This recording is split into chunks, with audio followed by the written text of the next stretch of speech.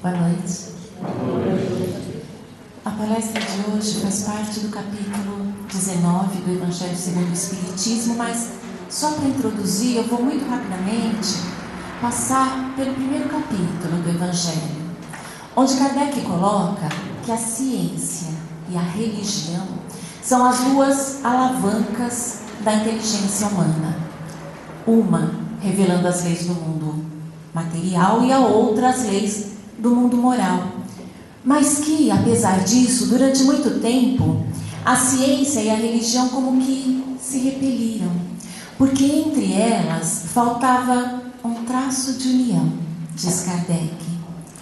E esse traço só surgiria com o conhecimento das leis que regem o mundo espiritual e as relações desse mundo com o material.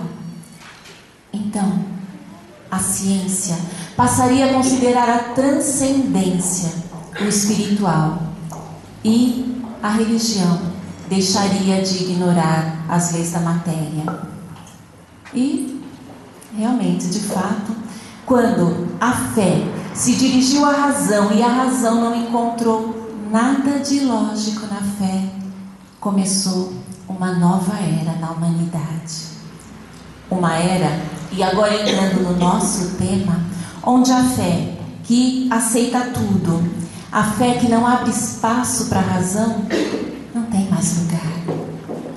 E Kardec chega a afirmar que essa fé em demasia pode até ser prejudicial, porque facilmente leva ao fanatismo. E é verdade. Em nome dessa fé, quantas perseguições, quantas guerras, quantas mortes já aconteceram. E Leon Denis compara a fé cega, aquela que não questiona nada, a um farol.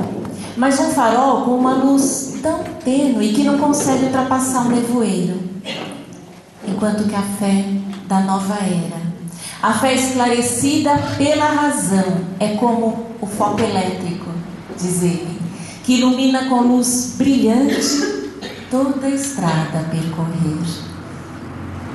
Mas ainda assim, uma espécie de fé natural sempre vai existir dentro de nós. Ela faz parte do nosso sentimento inato de ligação com Deus.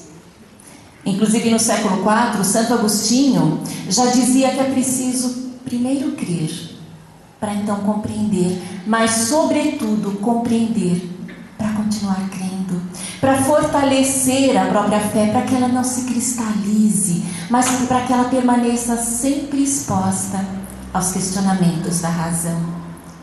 Porque conforme afirmou Kardec, fé inabalável é somente aquela que pode encarar a razão face a face em todas as épocas da humanidade. E, com certeza, foi essa fé natural que levou aquela mulher que há 12 anos sofria com hemorragia constante a procurar por Jesus. Ela sabia por onde o mestre passaria e foi até lá. Mas a multidão era tamanha que tudo o que ela conseguiu foi tocar as suas vestes por trás.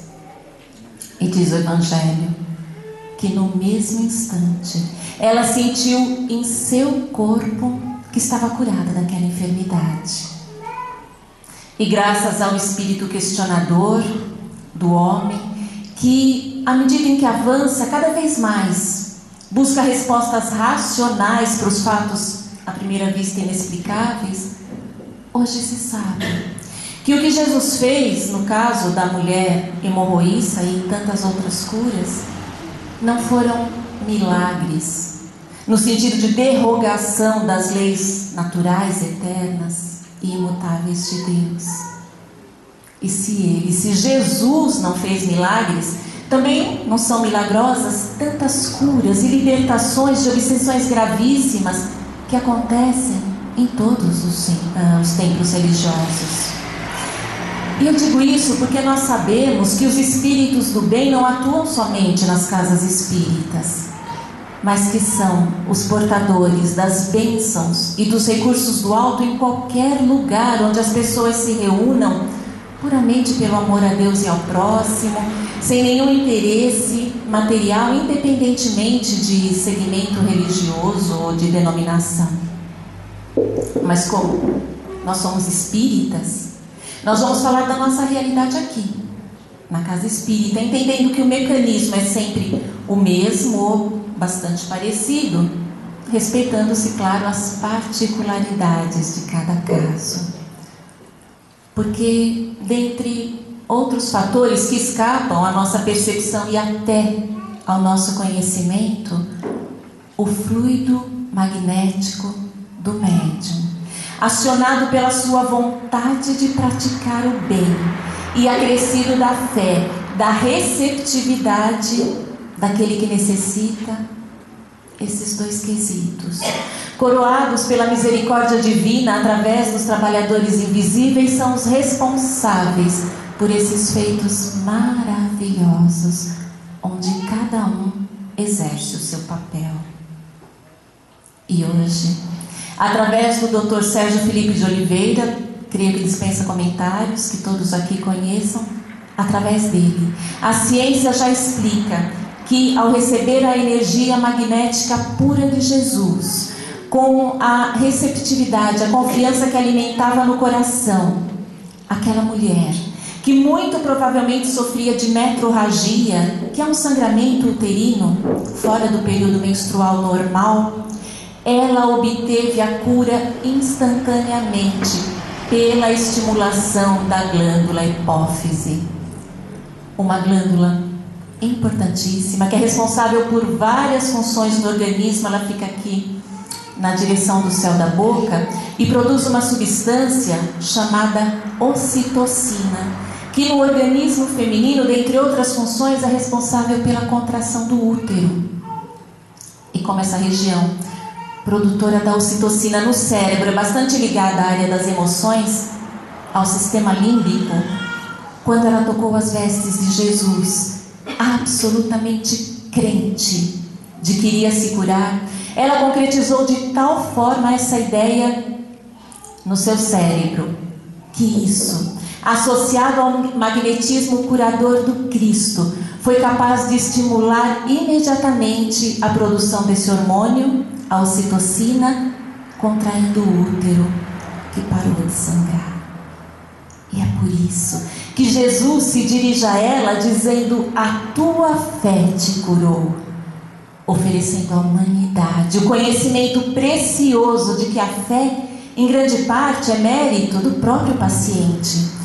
E o Dr. Sérgio Felipe esclarece que os medicamentos normais que nos são prescritos pelos médicos têm a sua eficácia aumentada em aproximadamente 30% no organismo das pessoas que têm fé. Ou seja, nós trazemos conosco o poder de, pela ação da nossa vontade, pela nossa fé, potencializarmos em até 30% o benefício de um medicamento, de um remédio desenvolvido a partir de estudos científicos. E o grande médico das almas, que sempre teve esse conhecimento, procurava despertar essa força interior naqueles que o procuravam, perguntando, como fez tantas vezes: o que queres que eu faça? Acreditas que eu possa te curar? Porque cada um precisa desenvolver em si a própria fé. Fé é conquista. Ela é adquirida pelo Espírito que, na sua jornada evolutiva, quanto mais confia na justiça e no amor do Criador, mais se conscientiza da perfeição divina e mais consolida, constrói e fortalece a sua fé. E o próprio Evangelho diz que chega um momento em que o ser humano atinge um grau de desenvolvimento que por si mesmo ele busca a luz do esclarecimento da verdade, e que nesse ponto ele passa a raciocinar sobre a fé. E é por isso que Allan Kardec afirma que a fé não pode ser imposta. Ela é fruto de experiências, ou seja, fé é patrimônio espiritual. Quem possui não perde jamais. Aqueles que dizem que têm fé, mas que se desesperam diante dos percalços do caminho são os que creem em Deus, mas que ainda não sabem de Deus. E do crer para o saber, o caminho é longo. Crer, muitos creem. Creem em Deus quando está tudo relativamente bem, tudo mais ou menos sob controle, mas basta um dissabor qualquer. Um revés que pode ser uma separação, uma doença, uma perda financeira para abalar a crença, para suscitar dúvidas que demonstram que essas pessoas não cultivaram a fé, mas a ilusão, a crença de serem detentoras de algum tipo de privilégio, de proteção contra dores, crises, desafios, ignorando que isso também significaria não crescer e que o grande mérito da fé não é afastar para longe de nós as dificuldades, mas nos fortalecer para que possamos superar as nossas dificuldades com dignidade.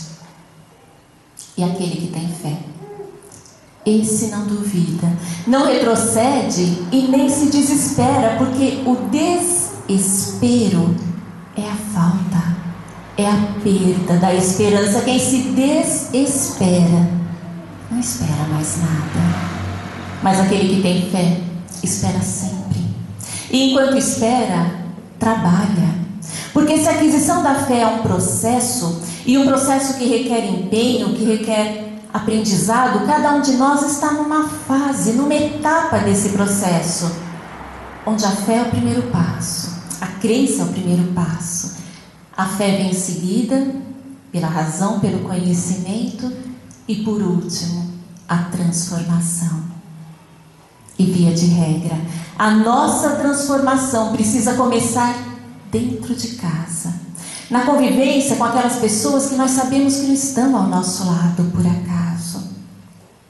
As mágoas, os ressentimentos, os desentendimentos precisam ser transformados em compreensão, em perdão, em paz. Ao contrário do que nós estamos acostumados, nós precisamos começar a levar os desaforos para casa, sim. Pararmos de sair por aí num mau humor terrível, hostilizando as pessoas, arrumando briga, confusão no trânsito, tudo numa tentativa inútil e na maioria das vezes até inconsciente de extravasarmos os conflitos que trazemos dentro de nós. Vamos conscientemente extravasar dentro de casa, mas entendendo como extravasar o ato de compartilhar com aqueles que Deus permitiu que fizessem parte da nossa vida as nossas contrariedades, mas sem agressões, sem violência.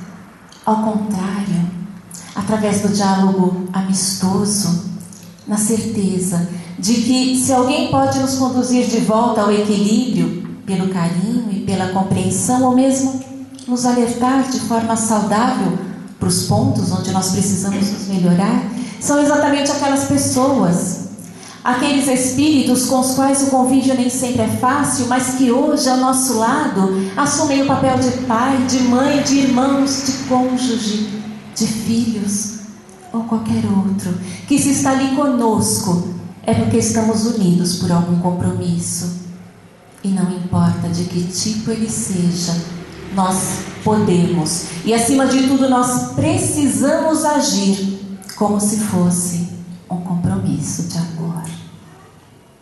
Hoje, mais do que nunca, nós precisamos cultivar a paz dentro de casa para que a paz se reflita na sociedade. E para isso é preciso muita fé, e fé esclarecida que nos dê força suficiente para lutarmos contra as nossas tendências inferiores nesse mundo tão conturbado e competitivo, onde os valores do ter teimam em querer sufocar e substituir os valores do ser. Mas, talvez por comodismo, ou porque a nossa fé ainda não esteja suficientemente consolidada, nós muitas vezes menosprezamos o divino que existe em nós.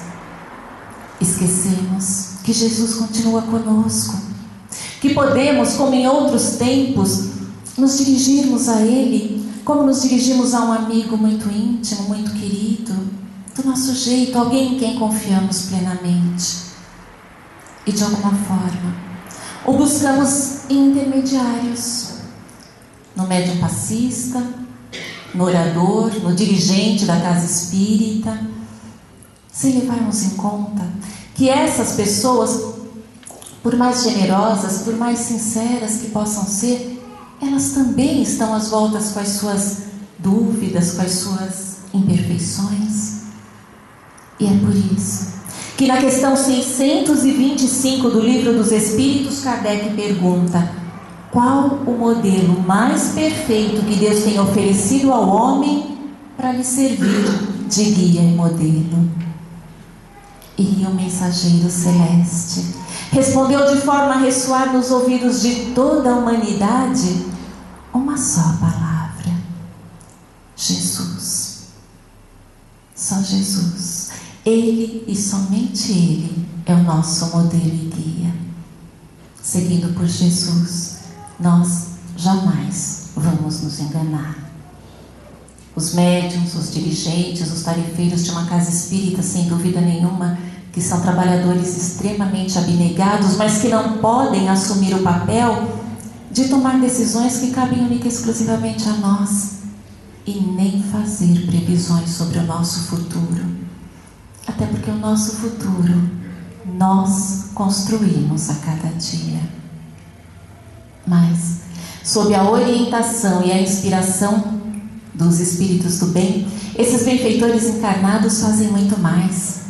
Generosamente eles nos doam a energia revigorante, a palavra incentivadora, os ouvidos pacientes, e através da troca que acontece num trabalho como esse, nos fortalecemos mutuamente pelo conhecimento e pelo sentimento que une encarnados e desencarnados de boa vontade, pelo amor de Deus por nós, pelo amor que já conseguimos expandir na direção do próximo e que é reflexo, é consequência do amor que estamos aprendendo a cultivar por nós mesmos. E tudo isso, que requer empenho e muito, que requer vigilância constante, acaba se refletindo nessa capacidade que não tem absolutamente nada de sobrenatural de acionarmos e direcionarmos por nós mesmos a força poderosa da vontade pela nossa fé. Por isso, nós que frequentamos uma casa espírita como essa, o nosso Simão, não importa há quanto tempo, e que ainda não conseguimos nos livrar das nossas dores do corpo ou da alma, não devemos desanimar, não. E muito menos imaginarmos que em outra casa vai ser diferente. Basta nos utilizarmos de tudo que já aprendemos, dos conhecimentos que já temos e de sinceridade conosco mesmos, e nós vamos entender que é dentro de nós que nós devemos buscar tanto as causas quanto a cura para os nossos males. O que é que nós, e somente nós, podemos fazer e ainda não fizemos? E por quê? O que é que nos falta? Ou do que é que nós ainda precisamos nos livrar, nos libertar? Será que a nossa fé é capaz de reconhecer tantos recursos, tantas potencialidades que Deus coloca à nossa disposição todos os dias? Será que nós não estamos mesmo pretendendo repassar a Ele o trabalho que nos compete para vencermos as nossas aflições? Porque a nossa doutrina espírita, por todo o conhecimento que nos proporciona, pela clareza com que nos revela os ensinamentos de Jesus, não se limita a nos preparar para nos tornarmos pessoas melhores lá, no futuro, nas próximas encarnações.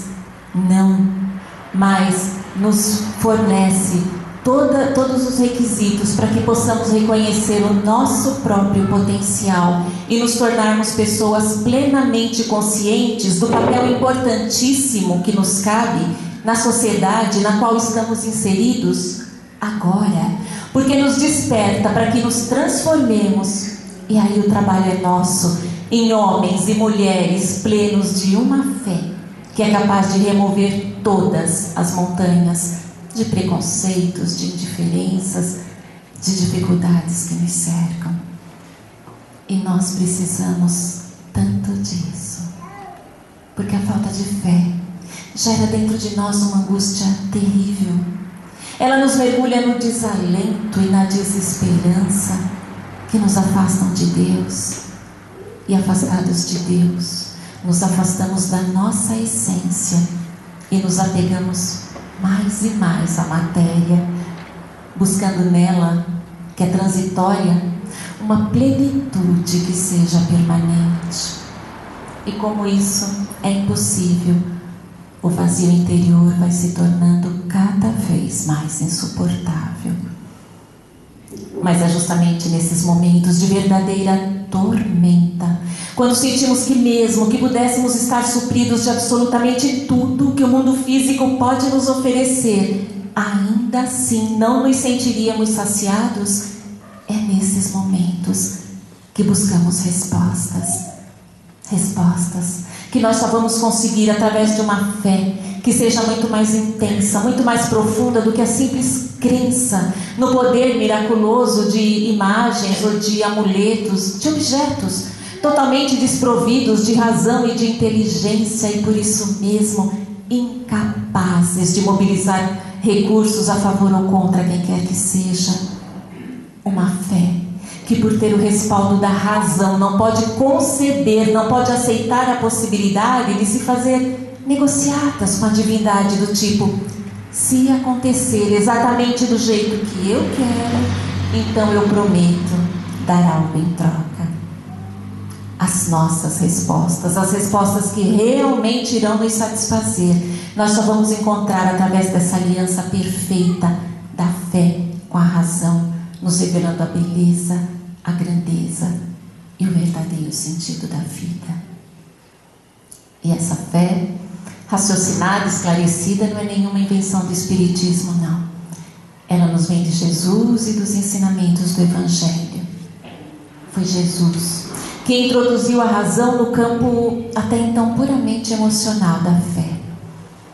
Como grande educador de almas, através de perguntas simples e de exemplos que faziam parte do cotidiano daquelas pessoas com apelos suaves ao raciocínio, Jesus levava aqueles que os ouviam ao entendimento lógico e racional dos fatos, cada um dentro do seu nível de compreensão.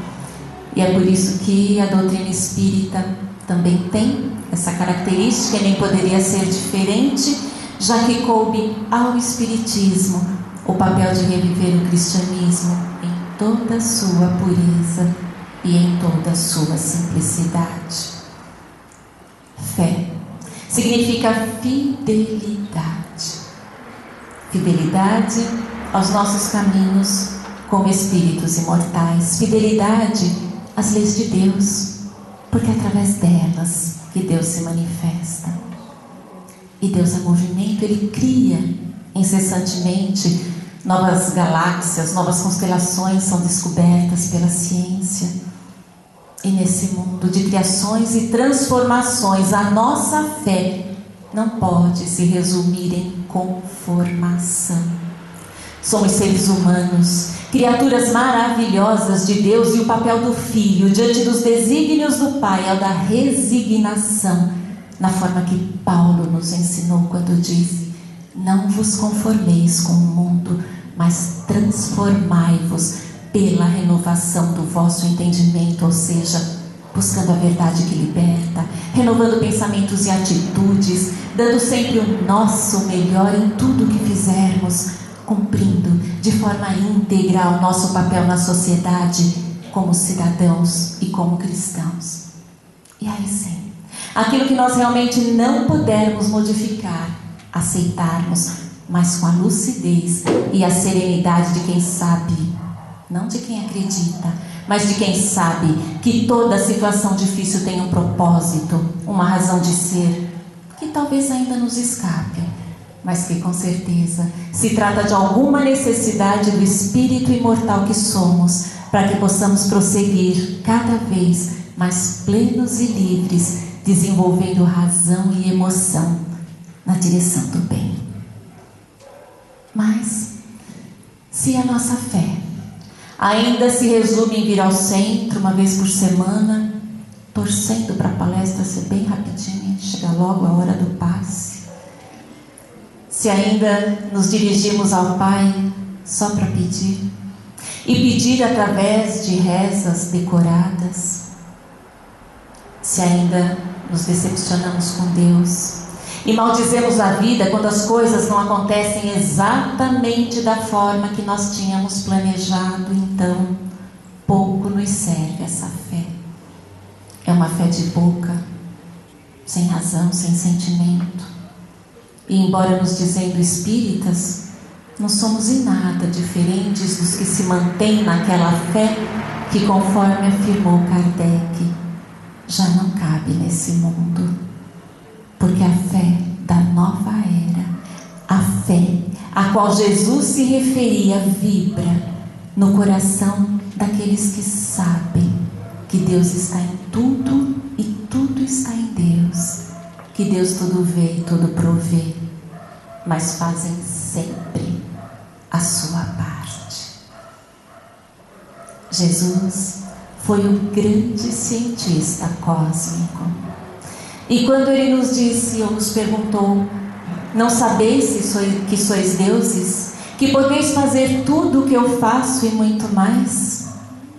Ele demonstrava o seu conhecimento profundo de genética. Somos deuses, sim. Trazemos em nós a genética divina. E eu concluo com uma definição linda do Padre Léo. Acredito que muitos conheçam, eu sou fã incondicional do Padre Léo. E ele, na sua sabedoria cheia de simplicidade, disse que DNA significa Deus nasceu aqui. Que Jesus nos abençoe e muito obrigada.